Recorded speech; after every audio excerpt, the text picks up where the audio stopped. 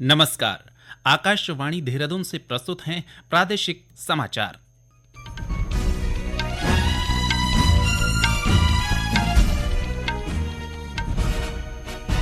पहले मुख्य समाचार। भारतीय संविधान के मुख्य शिल्पकार भीमराव अंबेडकर की 69वीं पुण्यतिथि पर आज महापरिनिर्वाण दिवस मनाया जा रहा है। खेल मंत्री रेखा आर्य ने कहा, राज्य सरकार राष्ट्रीय खेलों में पारंपरिक खेलों को प्रदर्शन खेल की बजाय मेडल गेम्स में शामिल करने का प्रयास कर रही है। भारतीय रिजर्व बैंक ने नीतिगत रेपो दर को लगातार 11वीं बार 6.5% पर अपरिवर्तित रखने का निर्णय लिया। और उत्तरकाशी जिले में जल जीवन मिशन के तहत पूरी हो चुकी योजनाओं के सत्यापन के लिए अभियान शुरू।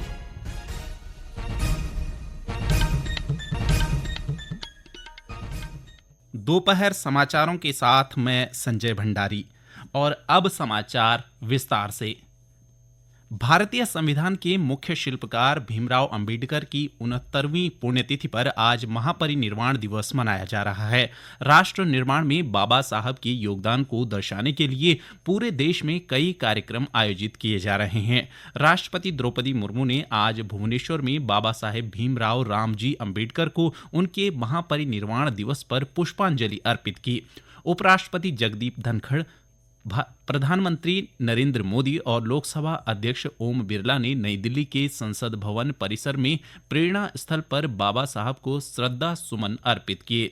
पूर्व राष्ट्रपति रामनाथ कोविंद, कांग्रेस अध्यक्ष मल्लिकार्जुन खड़गे, संसद के अन्य सदस्यों और कई गणमान्य व्यक्तियों ने भी प्रेरणा स्थल पर अंबेडकर को पुष्पांजलि अर्पित की। वहीं उत्तराखंड के राज्यपाल लेफ्टिनेंट जनरल गुरमीत सिंह और मुख्यमंत्री पुष्कर सिंह धामी ने बाबा साहेब डॉक्टर भीमराव अंबेडकर की पुण्यतिथि पर श्रद्धा सुमन अर्पित कर श्रद्धांजलि दी। राज्य सरकार राष्ट्रीय खेलों में पिट्ठू, मलखंभ और राफ्टिंग जैसे पारंपरिक खेलों को प्रदर्शन खेलों की बजाय मेडल गेम्स में शामिल करने का प्रयास कर रही है। इन खेलों का आयोजन प्रदेश के पहाड़ी क्षेत्रों और जिला मुख्यालयों में कराया जाएगा। खेल मंत्री रेखा आर्य ने कहा कि इस मुद्दे को भारतीय ओलंपिक संघ के अध्यक्ष के उत्तराखंड दौरे के दौरान उनके समक्ष रखा जाएगा।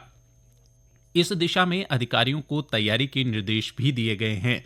देहरादून स्थित राष्ट्रीय खेल सचिवालय में खेल एवं युवा कल्याण मंत्री रेखा आर्य की अध्यक्षता में राष्ट्रीय खेलों से जुड़े महत्वपूर्ण बिंदुओं पर बैठक आयोजित की गई। इस दौरान भारतीय ओलंपिक संघ द्वारा निर्धारित 32 खेलों के आयोजन स्थलों के निरीक्षण की स्थिति पर भी चर्चा हुई। उन्होंने अधिकारियों से निरीक्षण प्रक्रिया को जल्द पूरा करने के निर्देश दिए। मुख्यमंत्री द्वारा राष्ट्रीय खेलों की धनराशि को 2 गुना करने और खिलाड़ियों को राष्ट्रीय खेलों के दौरान भोजन भत्ते को 480 रुपए रखने के सरकारी आदेश जारी न होने पर नाराजगी जताते हुए श्रीमती आर्य ने अधिकारियों को त्वरित कार्रवाई के निर्देश दिए। प्रधानमंत्री फसल बीमा योजना की जानकारी किसानों तक पहुंचाने के लिए पौड़ी जिले में पाठशाला लगाई जा रही है। इसी कड़ी में कोटद्वार के दुगड्डा विकासखंड के झंडी चौड़, पूर्वी और मावाकोट के पंचायत भवन में किसानों को प्रधानमंत्री फसल बीमा योजना को लेकर जागरूक किया गया। इसके साथ ही उन्हें मृदा परीक्षण का भी महत्व समझाया गया। कोटद्वार के कृषि अधिकारी भगवान दास वर्मा बताते हैं कि इस बार प्रधानमंत्री फसल बीमा योजना को लेकर किसानों में पहले से अधिक जागरूकता देखी जा रही है।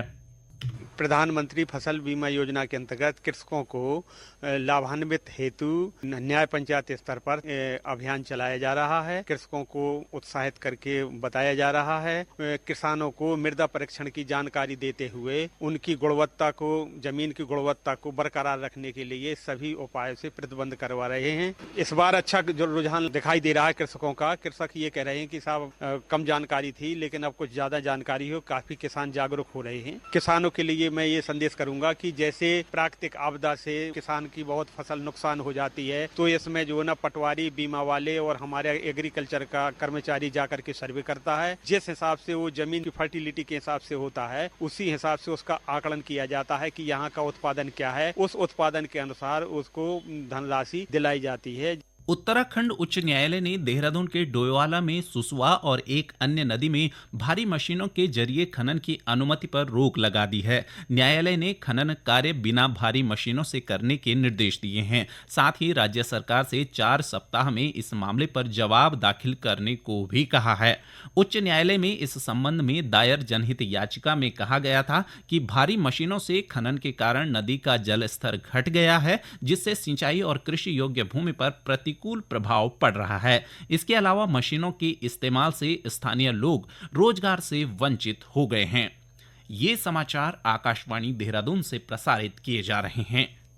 भारतीय रिजर्व बैंक आरबीआई ने आज नीतिगत रेपो दर को लगातार 11वीं बार 6.5% पर अपरिवर्तित रखने का निर्णय लिया। आरबीआई गवर्नर शक्तिकांत दास ने बताया कि स्थायी जमा सुविधा एसडीएफ दर 6.25% और सीमांत स्थायी सुविधा एमएसएफ दर और बैंक दर 6.75% पर बनी हुई है। The Monetary Policy Committee decided by a majority of 4:2 to keep the policy repo rate unchanged at 6.5%. Consequently, the standing deposit facility, that is SDF rate, remains at 6.25% and the marginal standing facility, that is the MSF rate, and the bank rate at 6.75%. RBI ने फरवरी 2023 से benchmark ब्याज दरों पर यथास्थिति बनाए रखी है। उत्तरकाशी जिले में जल जीवन मिशन के तहत पूरी हो चुकी योजनाओं के सत्यापन के लिए अभियान शुरू किया गया है। इसके लिए राजस्व और ग्राम्य विकास विभाग के कार्मिकों की टीम को मौके पर जाकर सत्यापन की जिम्मेदारी दी गई है। जिला मुख्यालय में आयोजित एक बैठक में सत्यापन अभियान और जल जीवन मिशन के कार्यों की प्रगति की समीक्षा करते हुए जिलाधिकारी ने लंबित कार्य समुचित गुणवत्ता के साथ तय समय सीमा के भीतर पूरा करने के निर्देश दिए। उन्होंने निर्माणाधीन पंपिंग पेयजल योजनाओं की प्रगति की विस्तार से समीक्षा कर बड़ी योजनाओं के निर्माण कार्य के लिए श्रमिकों और अन्य आवश्यक संसाधनों की तैनाती बढ़ाने को कहा। साथ ही पेयजल निगम और जल संस्थान के अधीक्षण अभियंताओं को इन कामों की प्रगति पर नियमित रूप से निगरानी रखने के निर्देश भी दिए। प्रदेश में अध्ययनरत 23 लाख छात्रों की अपार आईडी बनाने का काम किया जा रहा है। अभी तक 9 लाख बच्चों की आईडी बन चुकी है और 30 जनवरी तक सभी बच्चों की अपार आईडी बना दी जाएगी। मसूरी के एक स्कूल के वार्षिकोत्सव को संबोधित करते हुए विद्यालयी शिक्षा मंत्री डॉक्टर धन सिंह रावत ने कहा कि इस आईडी से बच्चों की मैपिंग की जाएगी, जिससे यह पता लग सकेगा कि कौन बच्चा किस क्षेत्र में आगे बढ़ रहा है। उत्तराखंड में आजकल हम लोग एक बड़ा काम कर रहे हैं। 23 लाख बच्चों की अपार आईडी बना रहे हैं। 1 नेशन और 1 आईडी, ये प्रत्येक बच्चे की हम बना रहे हैं। अभी तक लगभग 9 लाख बच्चों की आईडी बन चुकी है। हमारा टारगेट ये है कि हम 30 जनवरी तक 100% बच्चों की आईडी बना दें। उससे बच्चों की मैपिंग हो जाएगी कि कौन बच्चा उच्च शिक्षा में जा रहा है, कौन बच्चा इंजीनियरिंग में जा रहा है, कौन बच्चा मेडिकल में जा रहा है, और हर बच्चे की आभा आईडी भी बना रहे हैं। अभी तक हम 60 लाख लोगों की आभा आईडी बना चुके हैं। उससे हर बच्चे को डिजिटल हेल्थ कार्ड जाएगा और 5 लाख रुपए तक हर बच्चे का इलाज फ्री हो जाएगा।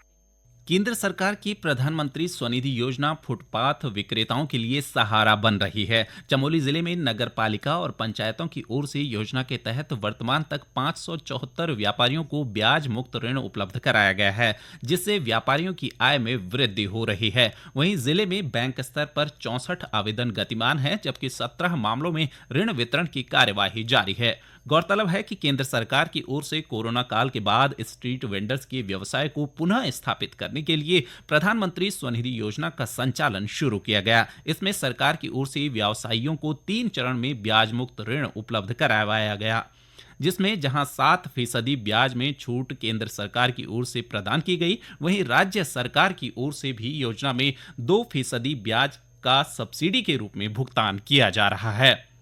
अंत में मुख्य समाचार एक बार फिर।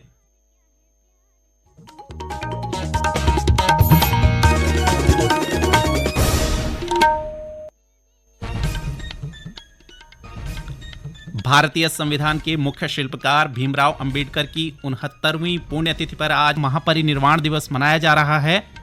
खेल मंत्री रेखा आर्य ने कहा, राज्य सरकार राष्ट्रीय खेलों में पारंपरिक खेलों को प्रदर्शन खेल की बजाय मेडल गेम्स में शामिल करने का प्रयास कर रही है। भारतीय रिजर्व बैंक ने नीतिगत रेपो दर को लगातार 11वीं बार 6.5% पर अपरिवर्तित रखने का निर्णय लिया और उत्तरकाशी जिले में जल जीवन मिशन के तहत पूरी हो चुकी योजनाओं के सत्यापन के लिए अभियान शुरू। इसके साथ ही प्रादेशिक समाचारों का ये बुलेटिन समाप्त हुआ। नमस्कार।